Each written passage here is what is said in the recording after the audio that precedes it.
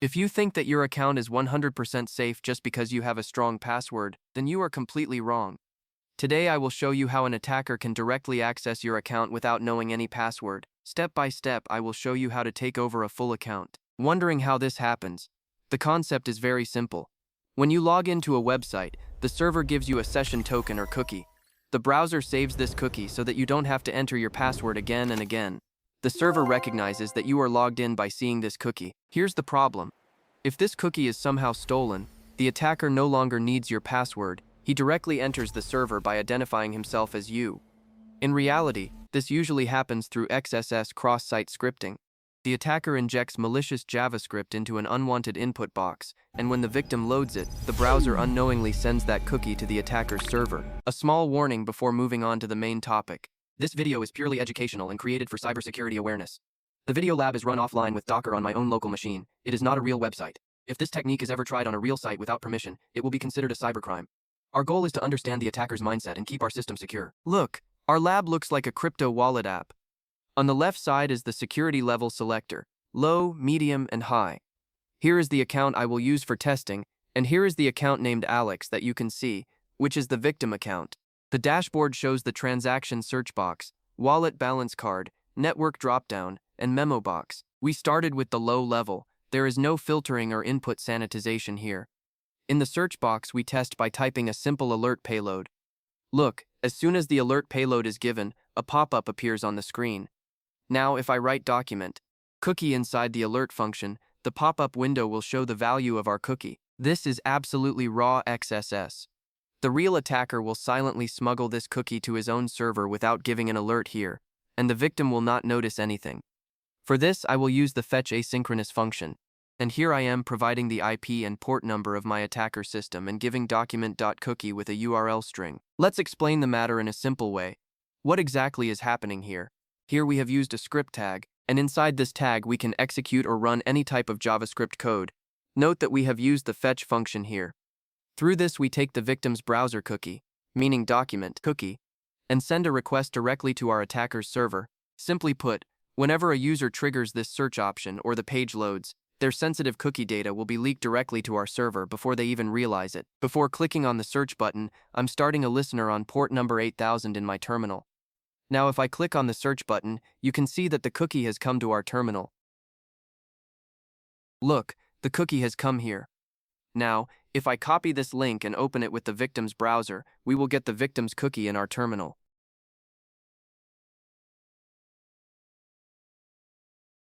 Look, we have the victim's cookie here. Now we can log into the victim's account without any password using this cookie. So now I'm logging out of this account. And now, to enter the cookie, I'm opening the developer tools. From here, let's go to the application, and then the cookie. And this is where we have to enter the stolen cookie. Here the cookie must be entered in the name and value fields. So I'm copying the cookie from the terminal and pasting the cookie name and value in the browser.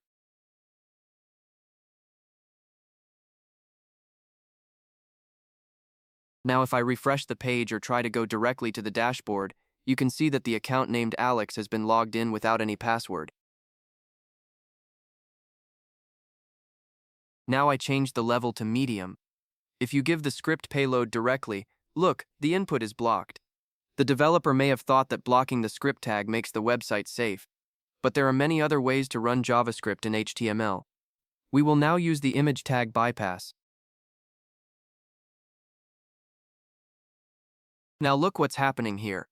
An image tag input has been given to load an image without using the direct script tag.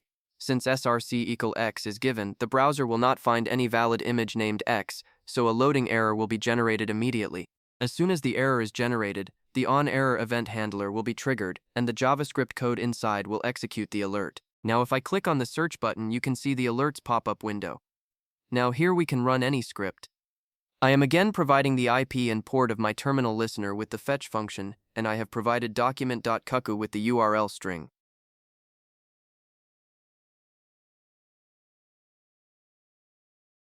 Sorry, I misspelled cookie.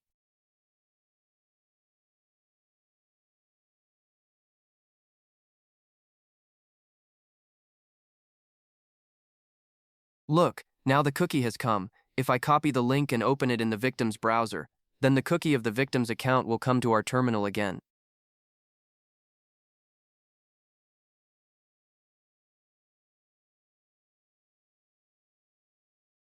Now we are at the high level.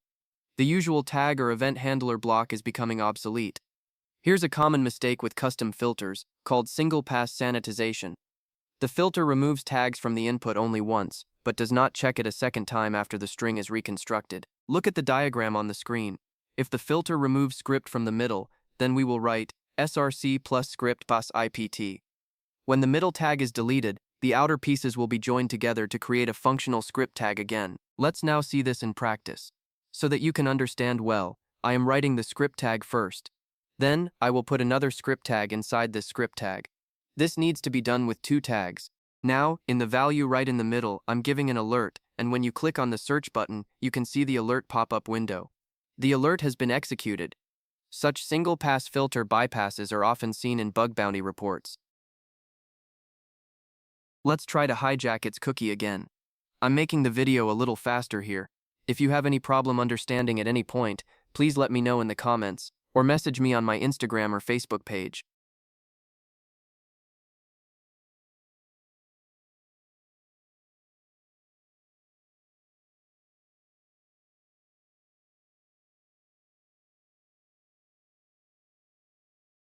Sorry, I made a mistake again in one place, and I'm also modifying the payload a bit. I'm adding the fetch method again. The mistake I made was that I forgot to put a slash when closing the script tag. So I've fixed everything again, and now if I click on the search button, you can see that our script has been executed.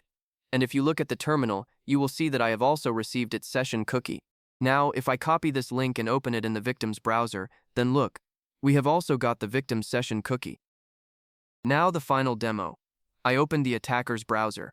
As soon as we went to the lab's cookie hijack simulator page and pasted the stolen token and submitted it, we were logged directly into the victim's account.